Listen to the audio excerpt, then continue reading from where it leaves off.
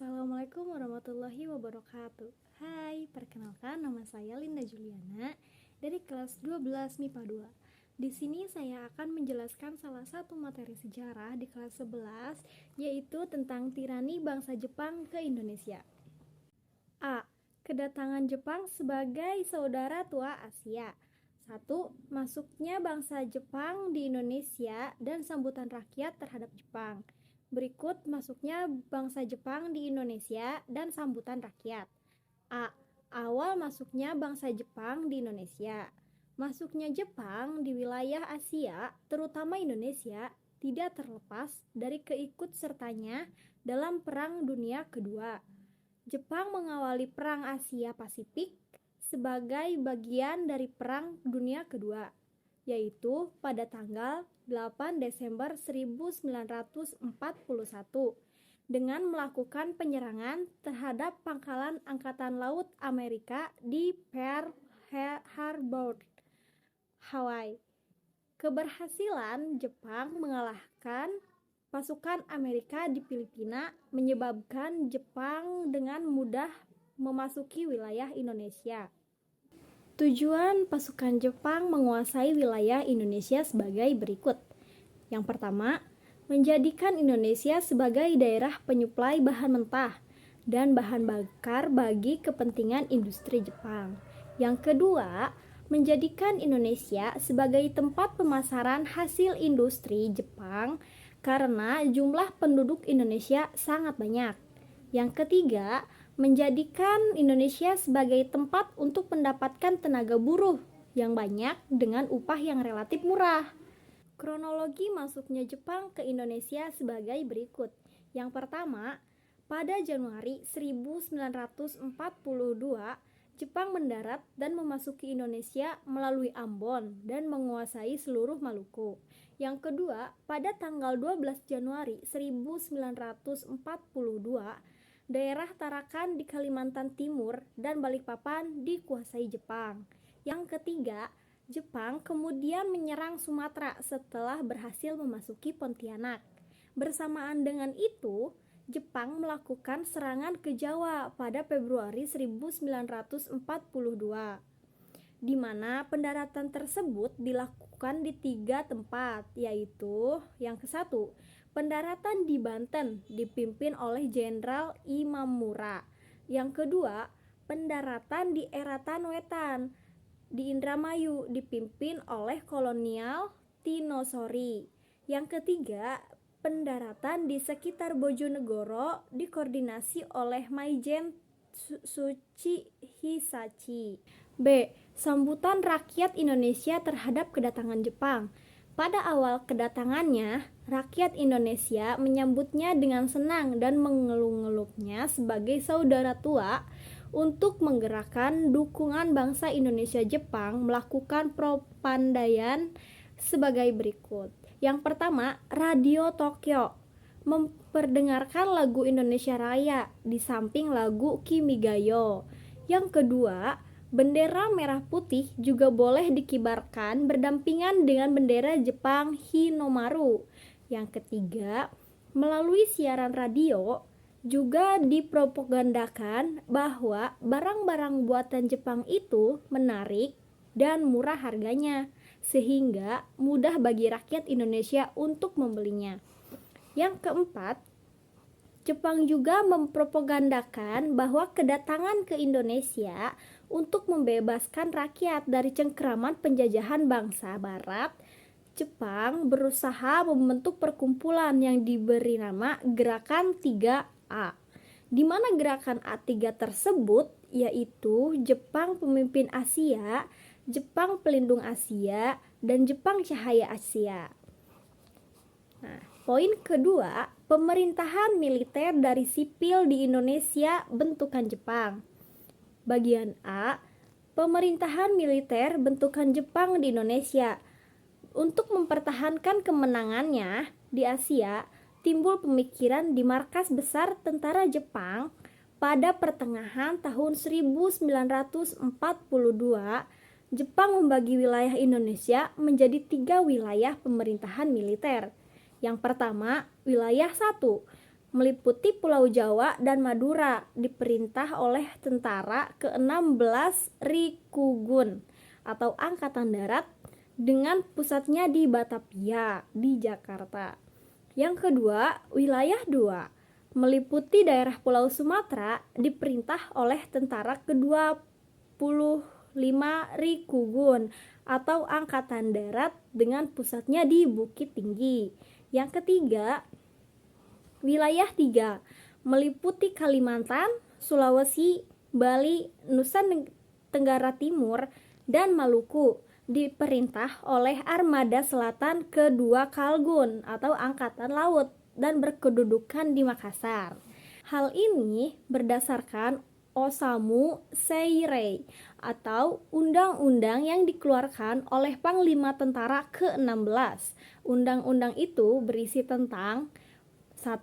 Jabatan Gubernur Jenderal pada masa Hindia Belanda dihapuskan dan segala kekuasaan yang dahulu dipegangnya diambil alih oleh Panglima Tentara Jepang di Jawa. Yang kedua, para pejabat pemerintah sipil beserta pegawainya di masa Hindia Belanda tetap diakui kedudukannya, asalkan memiliki kesetiaan terhadap tentara penduduk Jepang. Yang ketiga, badan-badan pemerintah dan undang-undang di masa Belanda tetap diakui secara sah untuk sementara waktu. Pemerintahan militer bentukan Jepang memiliki susunan pemerintahannya sendiri. Adapun susunan pemerintahan militer tersebut dibagi menjadi Gun-Sirekar, Gun-Seikan, dan Gun-Seibu. Yang pertama, Gun-Sirekar atau Panglima Tentara, yang kemudian disebut Seikoshikikan atau Panglima Tertinggi sebagai puncak impian. Yang kedua, Gun-Seikan atau Kepala Pemerintahan Militer, yang dirangkap oleh Kepala Staf. Kepala Staf yang pertama adalah Mayor Jenderal Seijaburo Okazaki. Kantor pusat pemerintahan disebut Genseikanbu. Di lingkungan Genseikanbu terdapat BU. Adapun Panglima BU yaitu 1. Somobo atau Departemen Dalam Negeri. Kedua, Jaimubu di Departemen Keuangan. Yang ketiga, Sangpobu di Departemen Perusahaan, Industri, dan Kerajinan Tangan. Yang keempat, Kotsobu di Departemen Lalu Lintas. Yang kelima, Shihobu di Departemen Kehakiman.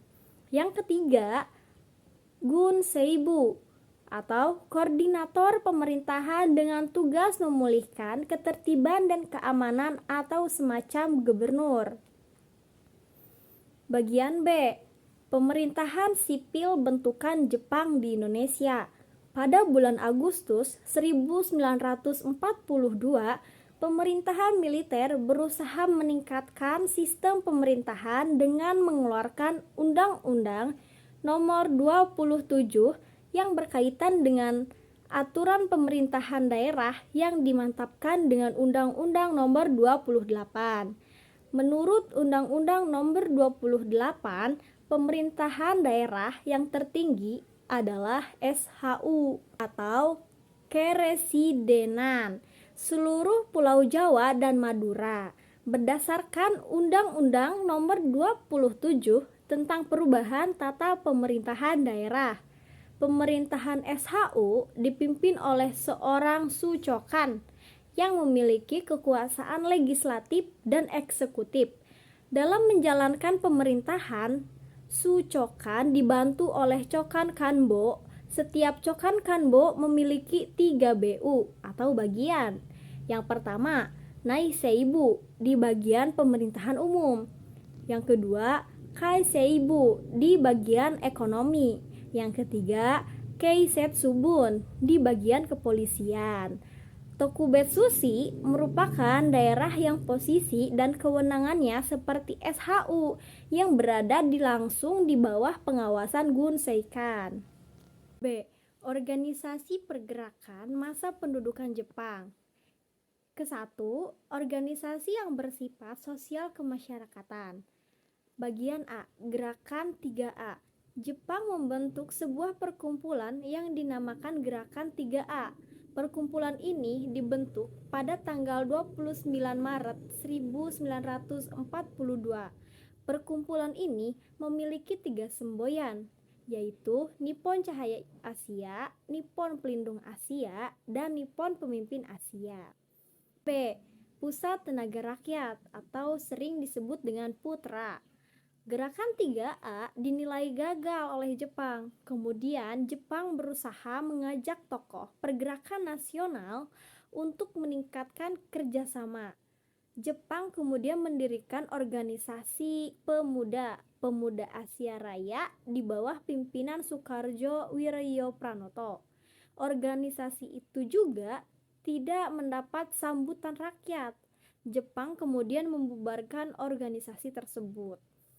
Bagian C, Majelis Islam Indonesia dan Majelis Syura Muslimin. Ada 2 bagian. Yang pertama, Majelis Islam Asia Indonesia menjadi organisasi pergerakan yang cukup diperhitungkan dan sangat penting di zaman pendudukan Jepang dalam membangun kesatuan dan kesejahteraan rakyat. Yang kedua, Majelis Syura Muslimin atau sering disebut dengan Masyumi berkembang menjadi wadah untuk bertukar pikiran antara tokoh-tokoh agama dan sekaligus menjadi tempat penampungan keluh kesah rakyat. Bagian D, Jawa Hokakai. Jawa Hokakai adalah organisasi pusat yang anggota-anggotanya terdiri dari bermacam-macam hokokai sesuai dengan bidang profesinya. Yang kedua, organisasi semi militer. Bagian A, Pengarahan Tenaga Pemuda. Bagian B, organisasi Seindanan. Yang bagian C, Keibondan. Yang bagian D, Barisan Pelapor. Yang bagian E, Hijabullah. Yang ketiga, organisasi militer terbagi menjadi 2. Yang pertama, Neiho. Neiho adalah prajurit Indonesia yang langsung ditempatkan dalam organisasi militer Jepang. Bagian peta. Peta adalah organisasi militer yang pimpinannya bangsa Indonesia yang mendapatkan latihan kemiliteran. C. Pengerahan dan penindasan versus perlawanan. Pertama, ekonomi perang. Artinya, semua kekuatan ekonomi di Indonesia digali untuk menopang kegiatan Jepang. Yang kedua, pengendalian di bidang pendidikan dan kebudayaan. Pemerintah Jepang mulai membatasi kegiatan pendidikan. Jumlah sekolah juga dikurangi secara drastis. Yang ketiga, rakyat yang dijadikan romusa pada umumnya adalah rakyat yang bertenaga kasar. Pada awalnya, rakyat Indonesia melakukan tugas secara sukarela, sehingga Jepang tidak kesulitan pada memperoleh tenaga.